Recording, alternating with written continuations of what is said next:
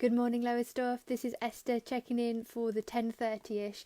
I'm really sorry that I wasn't here last week. Just life happens, but I'm back, and I don't know how you all are a week on. So if you're listening and you want to let us know how you are, do.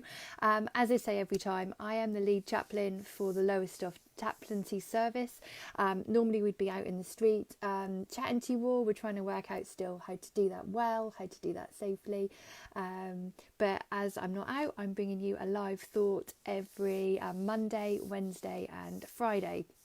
So here we go. This is my thought for the day, and I have called it, I think, the one where I feel trapped. I don't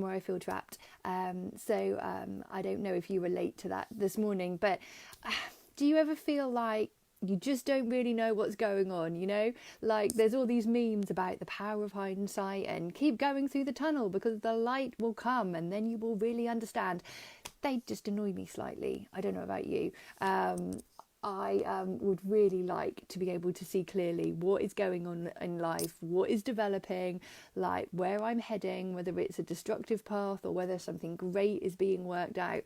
I'd like to be able to see that as it's happening, you know, like not in hindsight. I don't really know if that's possible. Like even at the moment, if you look back on lockdown, can you see like the way that you've grown and changed? Can you see the beauty of it, like the talents you've discovered, the new ways of living that you found out that you didn't know about before, the new priorities? Maybe you didn't see them at the time, but maybe you can see them now, you know? And I wonder if that's to do with how distracted our mind gets, or like how we fill our heads with far too much, or how maybe just how our minds protect us so we don't get overwhelmed.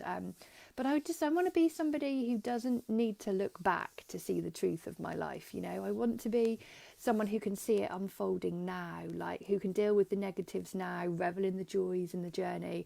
I don't want to always be saying, but until I look back, I couldn't really see it. I want to see it now.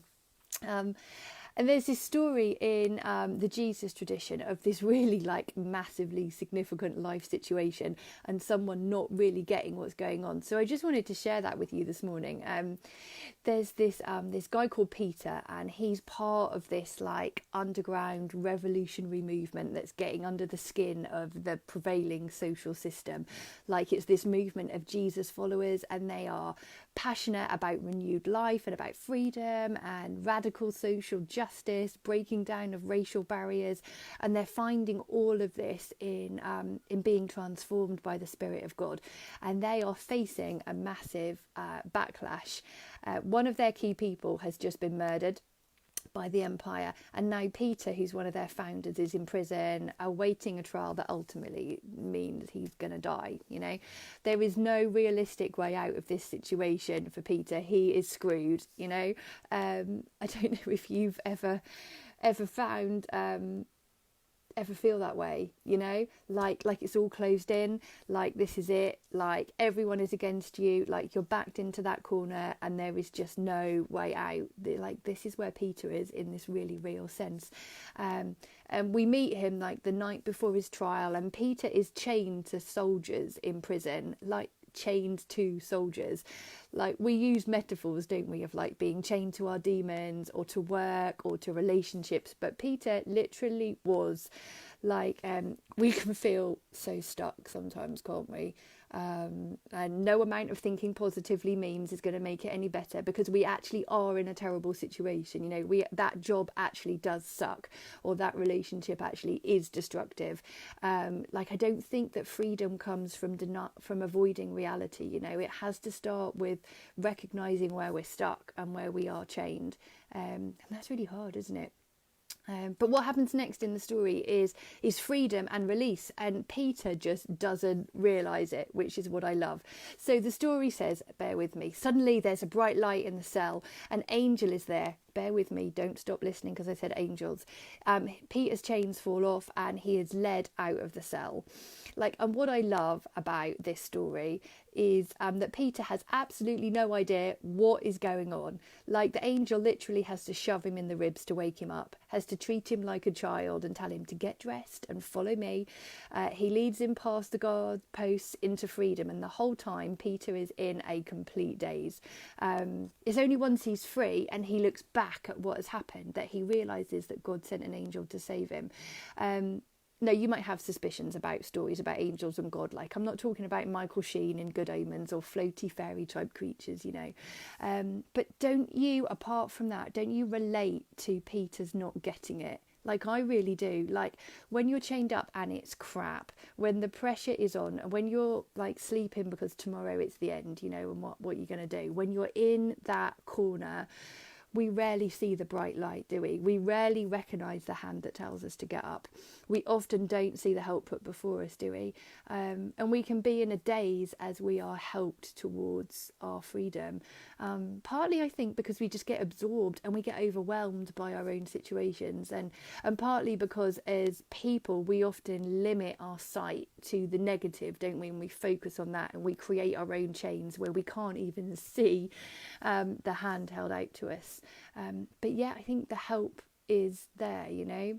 Like, maybe being a spiritual person, maybe having a relationship with like the cosmic parent, with the divine Jesus, who tells us that it's about freedom.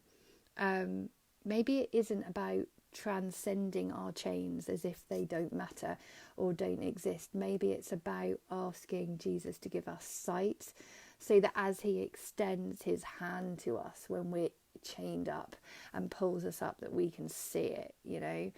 Like, maybe it's about being mindful to our situations, not like in a stupid, glib, oh, I'm just being mindful sort of way, but in a real way that allows the spirit of truth that Jesus gives us to show us what actually is going on, you know. Maybe instead of complaining that God isn't helping me, I just need to see where the light is shining, where I'm being shoved in the ribs and told to get up, where I am being gently but firmly told to get up and get dressed, where someone is saying, follow me to freedom, you know. Maybe like the whole hindsight thing from those who care, from a song, from the result of your pity party when you've got over it. And I think that's where this story just really speaks. It tells us that even when we're chained up, our freedom is being worked out, and to accept the nudges and the light that God puts around us, you know, like even when we don't realise what's happening. Yeah, do you know what? I think that's it, that maybe that God is working out our freedom even when we don't realise it. And that being in relationship is with him, with the divine, is asking to see, because I want to see it, you know. I want to see the light. I want to be nudged by real angels, or the angels that come in the form of family and friends, you know. So I'm going to keep looking, like even when I still feel chained. I'm going to look to see, even when I'm in a daze, what is going on around me. Yeah, that's my thought for today. So may you know, everyone who's listening, may you know that even when you're chained and it feels crap and you can't see the way out, that the divine is always shining his light, always sending his angels. And even when you're in a daze and you can't see it, he is offering you ways out, shoving you in the ribs, telling you to get up and move on. And may you be able to find, with the help of the divine spirit of truth that Jesus gives us, may you be able to find sight to see what actually is going on. Thank you for checking in this morning, and I will be back on Wednesday for another 10:30ish. Take care, everyone. Bye.